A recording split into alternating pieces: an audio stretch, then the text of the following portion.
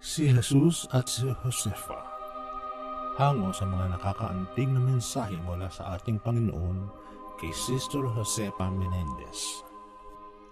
Mula sa paghihirap, sa hardin at sa pagkaila ni Pedro, isinulat ni Sister Josefa Menendez. 12 ng Marso, 1923. Josefa, sumama ka sa akin. Samahan mo ako sa Getsemani, at naway ang iyong puso ay malubog sa damdamin ng kapaitan at kalungkutan, na kung saan ako ay nakalubog. Matapos akong mangaral sa karamihan, pagalingin ang may sakit, binigyan ng paningin ang mga bulag, buhayin ang patay. Matapos mamuhay ng 3 taon kasama ang aking mga apostol upang sanayin sila at turuan ng aking doktrina, sa wakas ay pinili kong turuan sila sa pamamagitan ng halimbawa kung paano mahalin ang isa't isa, magpasensya sa isa't isa, at kung paano magkasama upang maglingkod sa bawat isa. At ito'y ginawa ko sa paghuhugas ng kanilang mga paa at ginawang kanilang pagkain ang aking sarili. Dumating na ang oras na ginawang tao ang anak ng Diyos, manunubos ng lahi ng tao upang ibuhos ang kanyang dugo at ibigay ang kanyang buhay para sa mundo. At maaari kong isuko ang aking sarili sa kalooban ng aking Ama. Agad kong pinili ang pagdarasal. Mga minamahal na kaluluwa, halika at alamin mula sa iyong huwaran ang isang bagay na kinakailangan kahit anong pag-aalsa ng kalikasan, at sumuko sa kalooban ng Diyos sa mapagkumbabang pagsasakop. At sa isang kataas-taasang gawa ng kalooban upang maisakatuparan ang kalooban ng Diyos anuman ang kalagayan. Alamin din mula sa Kanya na ang lahat ng mahalagang kilos ay dapat unahan at sa pamamagitan ng panalangin. Sa panalangin lamang maaaring makuha ng isang kaluluwa ang lakas na kinakailangan sa mga paghihirap sa buhay. Sa dalangin, makikipag-usap ang Diyos, mapapayo at magbibigay ng inspirasyon, kahit na ang kanyang pagkilos ay hindi mo mararamdaman.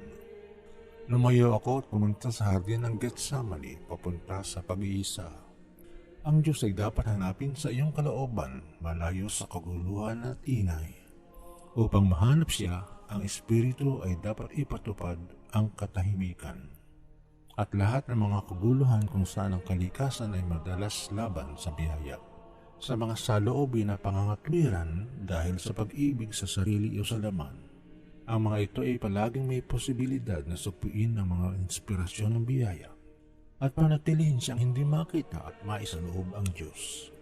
Upang mabigyan ka ng isang halimbawa, mga minamahal ko, kinuha ko ang 3 sa aking mga alagad, kung saan alamin na ang 3 kapangyarihan ng iyong espiritu ay dapat samahan at tulungan ka sa iyong panalangin. Alalahanin ang alaala ng mga pakinabang at proteksyon ng iyong Diyos, ang kanyang kapangyarihan, kabutihan, pag-ibig at awa. Hayaan ang iyong pangunawa ay maghanap ng mga paraan ng pagtugon sa magagandang biyayang ibinigay sa iyo. Palakasin ang magpapasya na gumawa ng higit pa at mas mahusay para sa Kanya. Ialay ang iyong sarili upang magtrabaho para sa mga makasalanan at gawa ng mga apostoliko, o sa katahimikan at panalangin ng isang mapagkumbaba at payak na pamumuhay. Isuko ang iyong kalooban sa Kanya. Pakamahalin ang Kanyang kalooban para sa iyo, kung ano man ito, at magpakumbaba sa iyong sarili bilang angkop sa isang nilalang sa harap ng lumikha nito. At sa gayoy inalok ko ang aking sarili upang maisakatuparan ang pagtubos sa sangkatauhan. Sa sandaling naramdaman ko ang lahat ng pasakit ng aking pagdurusa na sumambulat sa akin, ang mga bintang at mga pang-iinsulto, ang hagupit, ang koronang tinik, ang uhaw, ang krus. Ang lahat ng mga pagdurusa na ito ay pumipintig sa aking mga mata at nakadiin sa aking puso. Habang sabay na nakita kong lahat ng mga paglabag, kasalanan at krimen na magagawa sa buong panahon. Hindi ko lang sila nasaksihan, ngunit nasubaybayan ko pa ito upang sa ilalim ng pasanin ng kanilang pag-aalipusta, napilitan akong iharap ang aking sarili sa harap ng aking banal na Ama at humiling sa Kanya na magpakita ng awa at sumabog sa akin ang puot ng isang galit na nasaktang Diyos. At upang pahupain ang Kanyang kamahalan, inalok ko ang aking sarili bilang tagapanagot para sa makasalanang tao. Ako ang Kanyang anak upang pakalmahin ang Kanyang galit at maibigay ang katarungan. Ngunit napakabigat ang dalamhati at sadyang mahina ang aking likas na tao. Sa ilalim na bigat ng labis na pagkakasala, na isang madugong pawis ang bumuhos mula sa akin palupa. O mga makasalanan na sa gayon ay nagpapahirap sa akin, tutubusin ba ng dugo na ito ang kaligtasan at buhay? Wala bang kabuluhan ito para sa iyo? Paano ko maipapahayag ang aking kalungkutan sa pag-iisip ng pawis na ito? Ang dalamhati, ang matinding paghihirap na ito, aking dugo, walang silbi para sa napakaraming kaluluwa. Ito ay sapat na para sa ngayon, Josefa. Damayan mo ang aking puso. Bukas ay magpapatuloy tayo. Paalam, manatiling malapit sa akin sa Getsemani. Nang aking dugo ay maaring pataba at palakasin ang ugat ng iyong kaliitan. 13 ng Marso, 1923. Ipagpatuloy natin ang ating panalangin sa Getsemani. Lumapit ka sa akin at kapag nakita mo ako na nalubog sa kagatan ng pighati, bumangon ka at sumama sa akin at pumunta sa 3 disipulo na iniwan ko doon lang. Pinili ko sila na maaari nilang maibahagi ang aking paghihirap, manalangin kasama ko, at sa pamamagitan ng kanilang pagsama ay magawa nila akong aliwin. Ano ang aking naramdaman nang nakita ko silang natutulog? Lahat ng kirot ng pangungulila at wala man lang makikibahagi sa aking kalungkutan. Gaano kadalas ang aking puso ay naghihirap sa magkatulad na kapighatian? Gaano kadalas umaasa na makikita ng pag-aliw sa mga kaluluwang ito ang aking mahal? Nadatnang ko silang natutulog. Walang silbi para sa akin na subukang gisingin sila upang iwanan sila at ang kanilang mga pinagkakaabalahan, mga kayabangan at walang katuturang pag-uusap. Masyadong madalas ang tugon na umaabot sa akin ay kadalasan, hindi ko magagawa ngayon. Abala ako, sobrang pagod. Kailangan kong magpahinga. Pagkatapos ay marahang pinipilit kong sabihin sa kaluluwang ito, halika sandali, halika at manalangin kasama ako. Kailangan kita. Huwag matakot na isakripisyo ang pahinga para sa akin. Ako ang iyong magiging gantimpala. At paulit-ulit kong sagot. Kaawa-awang kaluluwa na hindi ako mabantayan kahit isang oras man lang. Mga minamahal na kaluluwa, matuto kung gaano ka walang silbi na humingi ng pagdamay sa mga nilalang na ito. Lagi ka lang mababalisa dahil sila ay natutulog at hindi tumugon sa alinman sa iyong pag-asa o pag-ibig. Bumalik ako sa aking dalangin, muling isinubsob ang aking mukha at sumamba sa aking Ama at humingi ng tulong sa Kanya. Hindi ko siya tinawag na Diyos ko, kundi aking Ama. Ito ay kapag puno ka ng pasakit na dapat ka ring tumawag sa Diyos na iyong Ama. Humingi ka ng tulong sa Kanya. Ilantad ang iyong mga pighati, ang iyong mga takot, ang iyong mga pananabik, at hayaan ang iyong pag-iyak ng paghihirap na ipaalala na ikaw ay Kanyang anak. Sabihin sa Kanya na ang iyong katawan ay pagod na. Ang iyong puso ay nagdadalamhati kahit hanggang sa kamatayan, na ang iyong espiritu ay nakakaranas ng tila isang sobrang pawis ng dugo. Manalangin may tiwala ng isang bata at asahan ang kaluwagan mula sa puso ng iyong Ama.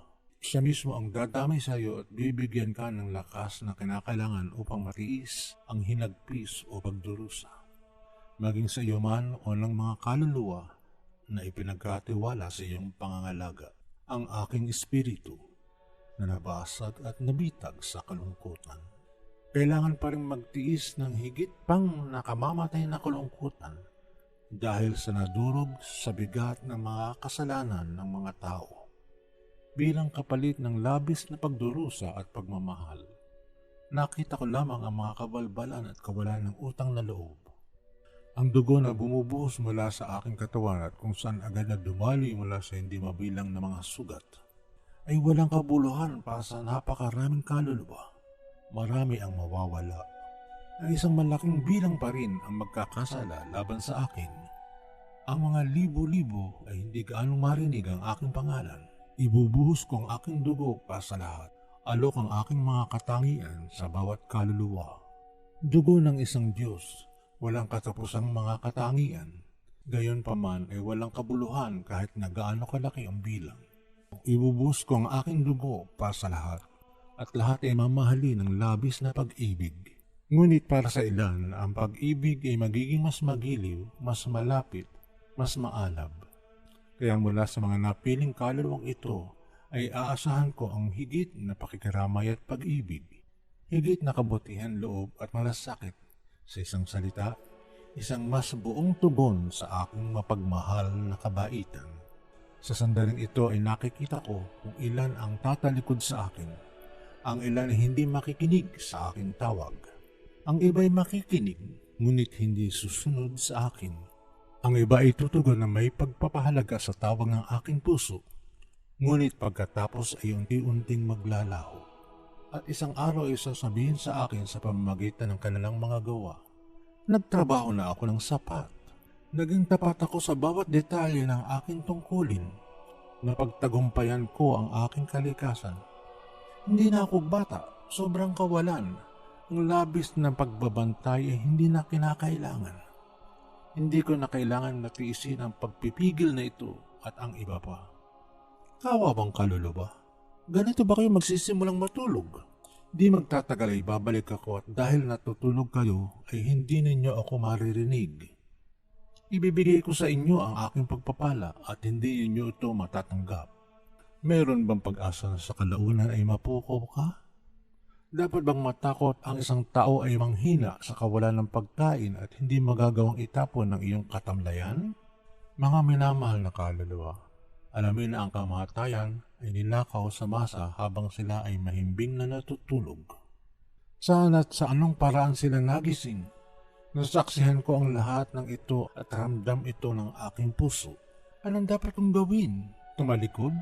Hilingin sa aking ama na palayain ako sa pagdurusa na ito? Ipakita ko sa kanya na walang kabuluhan ang aking sakripisyo sa nakararaming kaluluwa? Hindi. Muli kong isinuko ang aking sarili sa kanyang banal na kalooban at tinanggap ko ang kopang ito upang inuman hanggang latak. Mga kaluluwa na aking mahal, ginawa ko ito upang turuan ka na huwag manghina sa ilalim ng iyong mga pasanin. Huwag mong ituring ito na walang silbi kahit na hindi mo maunawaan ang bunga. Isuko ang iyong paghatol at iwanan ang banal na kalooban na gawin sa iyo ang anuman ang nais nito. Ako mismo ay hindi babalik o tatakas at batid ko ng aking mga kaaway ay darating at kukunin ako sa hardin na iyon. Nanatili ako sa kinaroroonan ko. Bukas ay magpapatuloy tayo, Josefa. Maging listo na makita kitang gising kung kailangan kita. 14 ng Marso, 1923. Pagkatapos na damayan ng isang anghel na ipinadala ng aking ama, bigla kong nakita si Judas na dumarating, isa sa 12 at kasama niya ang mga naparito upang dalhin akong bihag. May dala silang mga panghampas at bato, kadena at luwid upang bihagin at igapos ako. Tumayo ako at sa paglapit nila, sinabi ko sa kanila, sinong hinahanap ninyo? Pagkatapos ipinatong ni Judas ang kanyang mga kamay sa aking mga balikat at binigyan ako ng isang halik. Judas, anong ginagawa mo? Bakit mo ako pinagtaksilan ng isang halik? Sa kung gaano karaming mga kaluluwa ang hindi ko masabi, ano ang ginagawa mo? Ano ang ibig sabihin ng halik na ito? Minamahal na kaluluwa, ikaw na dumating upang tanggapin ako. Kay dalas na tiniyak sa akin ang iyong pagmamahal at sandali akong iniwan ay pinagkalulo mo ako sa aking mga kaaway. Batid mo na sa mga kasama mo, pinagiliwan mo na magkaroon ng pag-uusap na puminsala sa akin. Ikaw na nakapag-usap kaninang umaga at bukas ay gagawin ulit ito. Ito ang mga okasyon kung saan nawala sa iyo ang aking mahal na biyaya. At bakit ka nagpapatuloy sa mga kalakalan na walang katiyakang dangal? Sabi ko sa iba, hindi mo ba alam na ito ay labag sa batas na natamo? Mali na ito ay nagpataas sa iyong posisyon sa lipunan. Ang kayamanan na ito, sa paggawa nito, tinanggap mo ako tulad ng ginawa ni Judas sa isang halik. Dahil sa loob ng isang sandali, sa maaring ilang oras mula ngayon, bibigyan mo ang aking mga kaaway ng isang senyas kung saan makikilala nila at sa gayon ay mahahawakan nila ako. Ngayon ay nagsasalita rin ako sa inyong mga kaluluwang Kristiyano. Pinagtaksilan mo ako sa mapanganib na pagkakaibigan.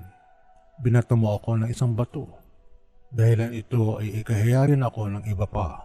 Bakit ganito? Ikaw na nakakakilala sa akin at madalas na niluwalhati sa iyong pag-alay at pagpunta sa simbahan? Ang mga gawa na ito na maaaring maging lubos na karapat-dapat ay isang balabal na iyong masamang hangarin. Kaibigan, kung saan ka na parito?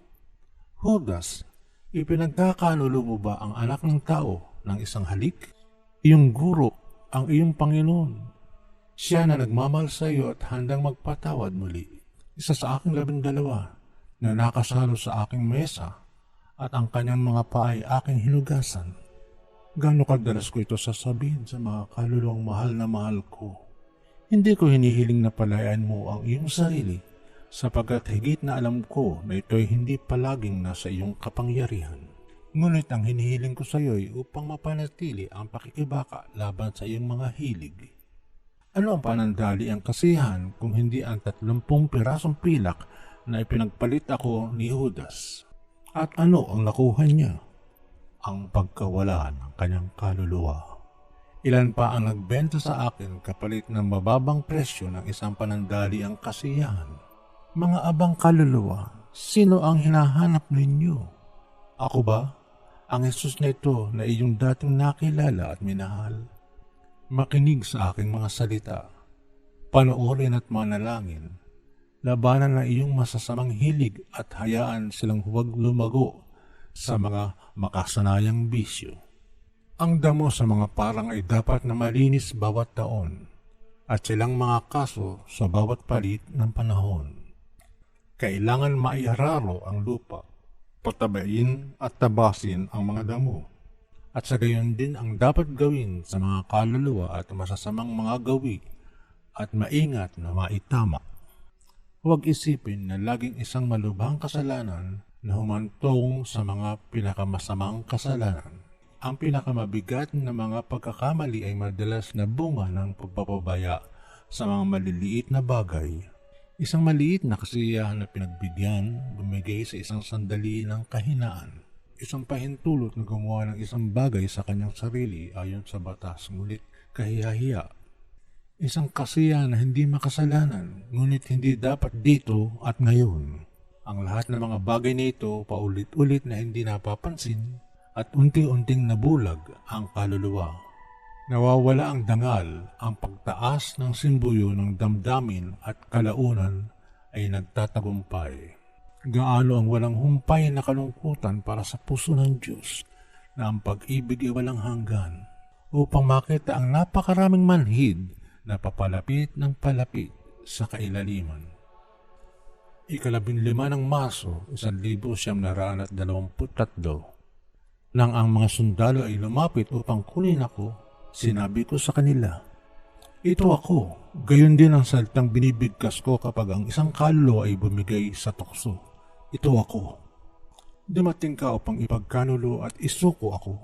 Hindi ito mahalaga. Halika, ako ay iyong ama. At kung pumayag ka, kung gayon, hindi ikaw ang magbubuklod sa akin ng mga kadena ng kasalanan. Ngunit ako na magbubuklod sa iyo ng mga talikala ng pag-ibig. Halika, ito ako na nagmamahal sa iyo, na nagbuhos ng lahat ng aking dugo para sa iyo.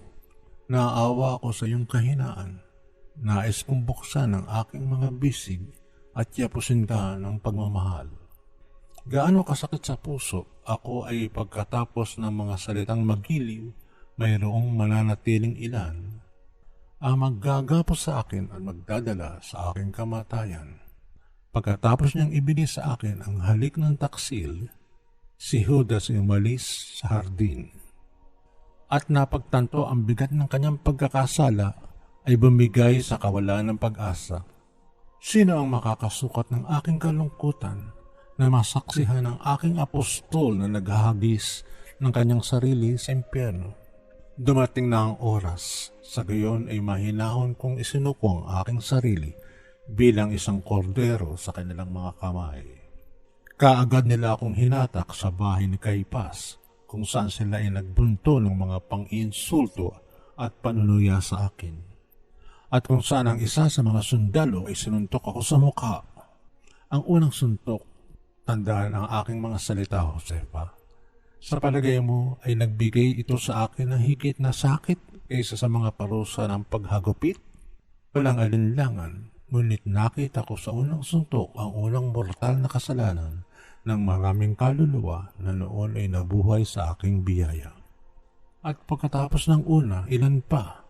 At kung gaano kalaki ang bilang ng mga kaluluwa na susundin ang halimbawang iyon at mahuhulog sa parehong panganib.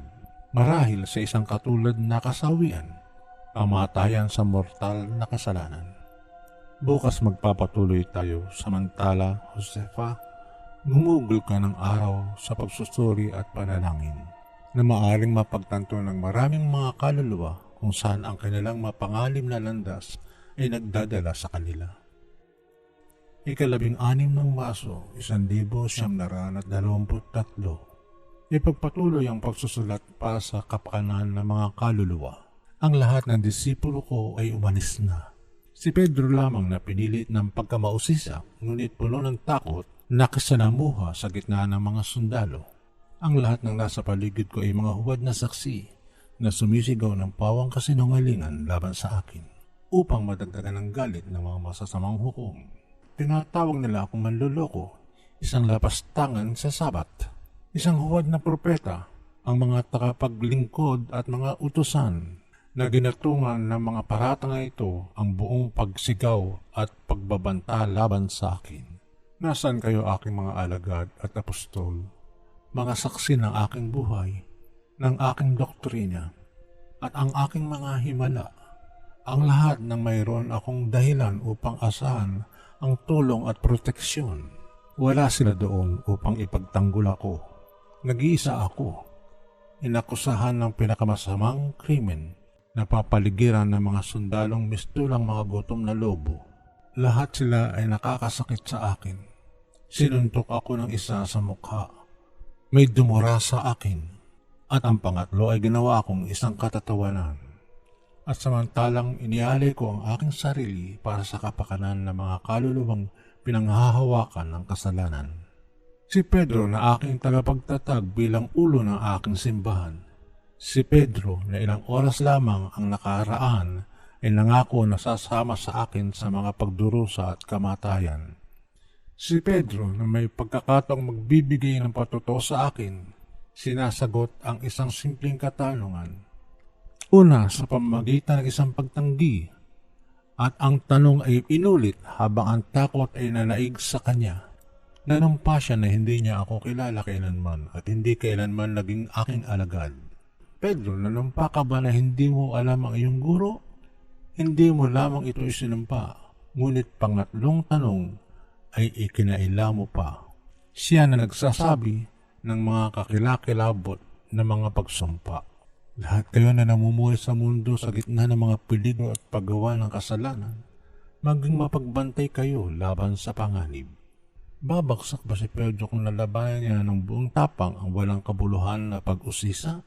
Lahat kayo na nagtatrabaho sa aking inaaning bukid o sa aking ubasan. Kung minsan ay nararamdaman mo ang iyong sarili na nagtatrabaho dahil sa atraksyon ng isang taong naglilibang lamang, humayo. Ngunit kung ang pagsunod sigasig para sa aking kaluwalhatian o kabutihan ng mga kaluluwa ay nagpapataw ng isang tungkulin sa iyo, huwag matakot, ipagtatanggol kita. at lalampasan mo ng matagumpay ang panganib. Habang ang mga sundalo ay dinadala ako sa bilangguan, nakita ko si Pedro sa karamihan at tinitigan ko siya. Lumingon, tumingin siya sa akin at agad nagsimulang umiyak ng mapait dahil sa kanyang kasalanan. Sa gayon ay tinitigan ko ang mga nagkasala na kaluluwa. Ngunit sila, tumitingin ba sila sa akin? Nagtagpo ba ang aming mga mata? Sa kasamaang palad, gaano kadalas ako tumingin sa walang kabuluhan. Ang kaluluwa na iyon na hindi ako nakikita sapagkat siya ay bulag. Hinihimo ko siyang malumanay, ngunit hindi siya tumugon. Tinatawag ko ang makasalanan sa pangalan, ngunit walang sagot. Nagpapadala ako ng pagsubok na maaring gumising sa kanya, at siya pa rin ay natutulog. Mga minamahal ko na kaluluwa, maliban ang iyong mga mata ay nakatingin pa itaas. Sa oras na ikaw ay magiging tulad ng mga hayop na walang dahilan, itaas ang iyong ulo, tingnan ang iyong tunay na amang naghihintay sa iyo. Hanapin ang iyong Diyos. Malalaman mo, ibinabalik niya ang iyong masidhing pagtingin. At sa kanyang sulyap ay kapayapaan at buhay. Ingatan ang aking krus at samahan mo ako.